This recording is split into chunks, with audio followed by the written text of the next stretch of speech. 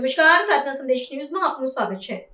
બોરસદના ખેડાસા નજીક રામપુરા ગામે શ્યામ ઈંટના ભઠ્ઠા પર હોળીનો રંગોત્સવ ઉજવાયો। હોળીનો પાવન તહેવાર બોરસદ તાલુકાના ખેડાસા નજીક આવેલા રામપુરા ગામમાં આવેલા શ્યામ ઈંટના ભઠ્ઠા પર અનોખી એકતા અને ઉમંગ સાથે ઉજવાયો।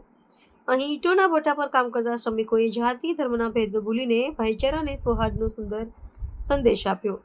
શ્યામ ઈંટના ભઠ્ઠા પર કાર્યરત હિન્દુ અને મુસ્લિમ શ્રમિક ભાઈઓએ ભેગા મળી હોળી પ્રગટાવી પૂજન કરી અને પરસ્પર રંગ લગાવી ઉત્સવની ખુશીઓ વહેંચી।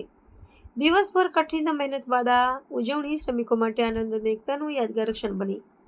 શ્રમિકોએ જણાવ્યું કે તહેવારો માત્ર આનંદ માટે નહીં પરંતુ પરસ્પર પ્રેમ, વિશ્વાસ અને એકતાને મજબૂત કરવા માટે હોય છે। રામપુરા ગામમાં શ્યામ ઈંટના ભઠ્ઠા પર થયેલી આ ઉજવણી એ સાબિત કરે છે કે સમાજમાં એકતા અને ભાઈચારું જે સાચી હકીકત છે, સાચી તાકાત છે। હોળીના રંગો સાથે હિન્દુ મુસ્લિમ એકતાનો સંદેશ આપતી ઉજવણી સ્થાનિકોમાં ચર્ચાનો વિષય બની છે અને સૌએ આ પહેલને વખાણી છે। પ્રાર્થના સંદેશ ન્યૂઝની તમામ લેટેસ્ટ અપડેટ્સ માટે ચેનલને હમણાં જ લાઈક, શેર અને સબસ્ક્રાઇબ કરો।